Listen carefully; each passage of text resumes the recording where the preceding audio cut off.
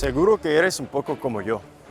Has estado siguiendo la guerra en Ucrania y quieres que se resuelvan en paz, pero te parece casi imposible entender lo que está pasando ahí. La guerra empezó en 2014, pero todo lo que vemos en las noticias son historias como estas. Se cumplen 3 años de la guerra en Ucrania. Ya son 2 años de la guerra entre Rusia y Ucrania. ¿En dónde estamos a un año de este conflicto? Los periodistas simplificaron demasiado la situación y me sentí decepcionado. A pesar de seguir las noticias, no me enteraba de todo. Así que decidí irme a Ucrania para hacer algo al respecto. Soy Samuel Teixeira con el Peace Pro y esto es lo que aprendí.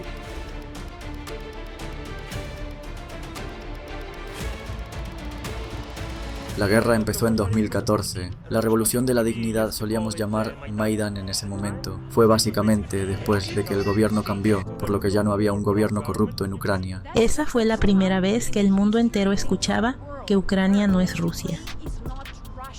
Hubo una protesta enorme, probablemente la mayor de la historia de Kiev.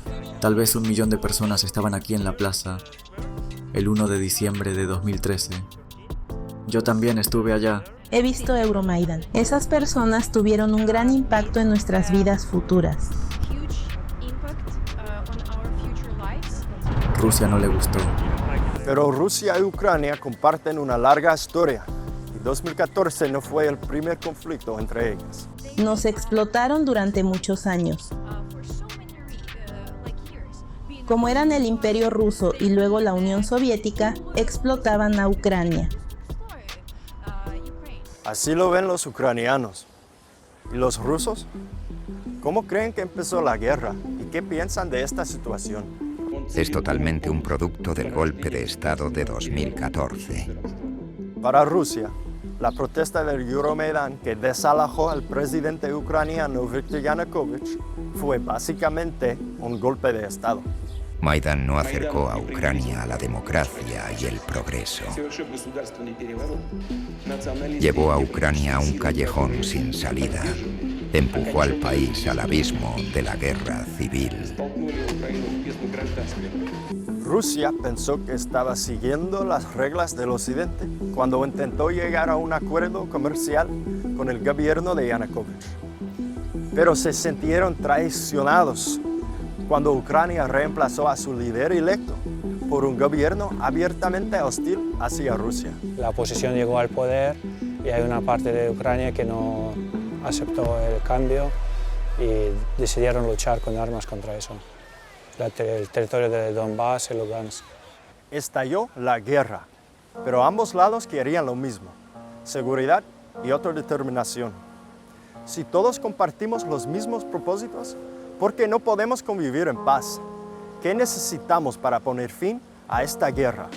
Organizaciones como la OTAN son importantes para evitar la lucha, para prevenir en realidad la necesidad del uso de la fuerza militar.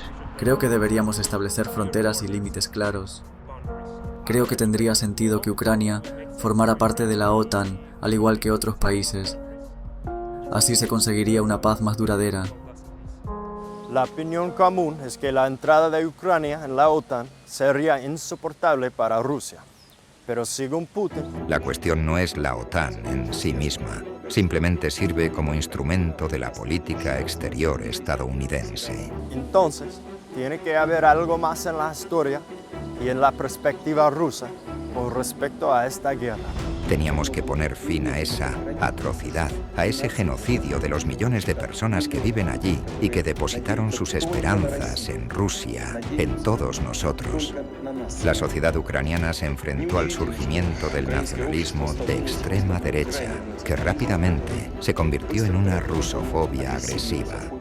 Algunos rusoparlantes de Crimea y el este de Ucrania se sintieron amenazados. Pero genocidio, este es un término fuerte que no encaja aquí, aunque refleja la mentalidad de Putin. Aún así, ¿cómo es posible que los rusos y los ucranianos vean esta guerra de forma tan diferente? La gente de Ucrania tampoco podía contarme toda la historia, así que hablé con Artem. Vive en España, pero nació en Crimea. y se marchó cuando tenía 12 años. Tengo familia en los dos lados, ucranianos y rusos, entonces para mí es un conflicto que no tiene ningún sentido. Le pregunté qué le parecía necesario para lograr la paz en la región. Bueno, de dejar a la gente que esté tranquila, que pueda decidir cómo vivir en sus casas, de que no tiene que preocuparse por los bombardeos sería lo primero, y luego ya pues sentarse y hablar las cosas y, no sé, encontrar una solución. La paz empieza con entender a la parte opuesta. Para que esta guerra termine, necesitamos que la historia sea clara. ¿Recuerdan las noticias que les mostramos al principio? Ahora tienes los hechos. Vamos, es hora de hacer la paz.